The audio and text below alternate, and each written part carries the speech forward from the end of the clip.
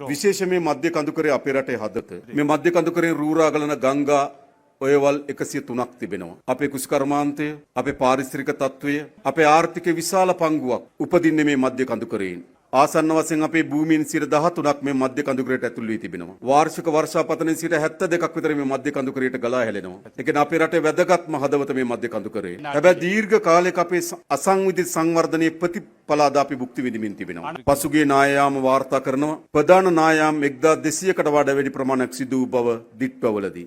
අපි දශක කීපයකට පෙර ඇහුවා නාය නොයන රටක් ගැන. තව දශක කීපයකින් පසු ඇහුවා නායයාම් එකක් දෙකක් ගැන. හැබැයි අපි දැන් අහනවා නායයාම් දහස් ගණනක් ගැන. එහෙනම් මේ මධ්‍ය කඳුකරයට කුමද්ද සිදුවීමින් තිබෙන්නේ? අපි ඇස් ඉදිරිපිට විනාශ වෙමින් තිබෙනවා. කඳු කඩාවැටීම්, උල්පත් හිඳීම්, ඒ වගේම ගංගා ඇලවේලි ගොඩවීම්, ත්‍රිබුණු ජෛව විවිධත්ව විනාශ වීම ආදී විශාල දේ ශේස්ත්‍රයක් අපි මේ දැකලා තිබෙනවා. මේ සියලු විනාශයන් දැන් අපි ඇස් ඉදිරිපිට තිබෙනවා. අපේ රටේ ආරක්ෂාව, අපේ රටේ අනාගතයේ වැදගත් කොටසක් ඔසවන්නේ මේ මධ්‍ය කඳුකරේ. ඒ නිසා විශේෂයෙන්ම මම ඔබට කියන්න කැමතියි. අපි දැන්ටත් ආසියානු සංවර්ධන බැංකුවේ ආධාර සහිතව විශේෂ පනතක් සකස් කරන්න කටයුතු කරලා තිබෙනවා. ඒ තමයි මධ්‍ය කඳුකරය ආරක්ෂණ අධිකාරියක් අපි පිහිටවනවා. තිබුණු තත්ත්වයට පත් වෙන අපිට දශක ගණනාවක් යාවි.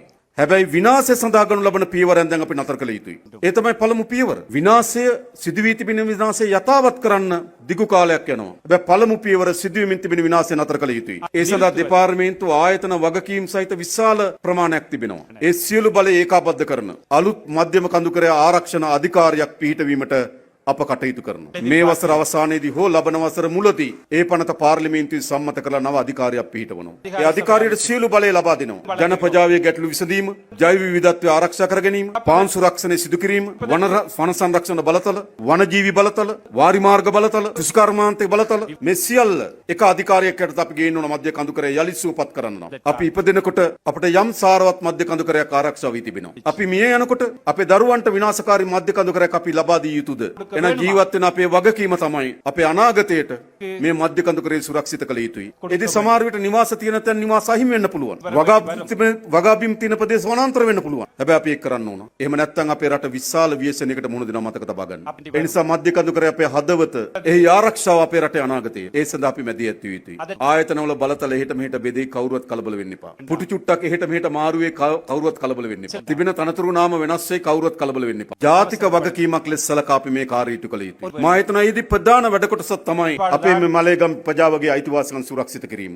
ඒදී ඉන්දියානු රජය අපිට දීර්ඝ සහායක් ලබා දෙනවා. ඔවුන්ට අපි බෙහෙන් ස්තුතිවන්ත වෙනවා. ඒකම යුද අවස්ථාවේදී ලංකාව අත්හැරලා ගියපු ඉන්දියාවේ ඉන්න මිනිස්සුන්ට යලි ලංකාවට එනකොට බාධාවන් තිබුණා. අපි මේ සියලු බාධාන් ඉවත් කිරීමට පහුගියදා කැබිනට් මණ්ඩලය තීරණය කරා. අපේ ආගමන විගණන දෙපාර්තමේන්තුව ඒ සඳහා අවශ්‍ය වෙන සහාය ලබා දෙන සියලු කටයුතු කරලා තිබෙනවා. ඔවුන් අපේ රටේ පුරවැසියන්. ඒ නිසා අපිට යහපත් බලාපොරොත්තුවක් තිබෙනවා. මේ රටේ ඉපදෙන මිනිසුන්, මේ රටේ ආර්ථිකයට හවුල් වෙන මිනිසුන්, මේ රටේ මහ පොළොවට පොහොර බවට පත් වෙන මිනිසුන් සෑම දිනකටම හොඳ ජීවිතයක් ලබා දිය යුතුයි. අන්න ඒ ජීවිතය ලබා ගැනීම වෙනුවෙන් රජයක් හැටියට අපි වගකීම් බාර අරන් තිබෙනවා. අපේ සමන්ත විද්‍යාරත්න ඇමතුමා, අපේ නියෝජ්‍ය අමාත්‍යතුමා, අපේ ළමා සාකාන්ත සරෝජ පෝල්රාජ් මැතිතුමිය, අපේ නිවාස ඇමතුමා දිවාරයන් නොබලා මහන්සි වෙමින් ඔබට හොඳ ජීවිතයක් උරුම කර දීම වෙනුවෙන් කටයුතු කරනවා. අපේ අපේක්ෂාව ඔබට වඩාත් හොඳ ජීවිතයක් උරුම කර දීමයි. ඔබගේ දරුවන්ට හොඳ අනාගතයක් නිර්මාණය කර දීමයි. මේ රට වඩා සුන්දර ලස්සන රාජ්‍ය බවට පරිවර්තනය කිරීමයි. ඒ වෙනුවෙන් ඔබගේ සහාය, ඒ වෙනුවෙන් ඔබගේ මැදිහත් වීම අපේක්ෂා කරමින් මා නතර වෙනවා. බොහොම ස්තුතියි.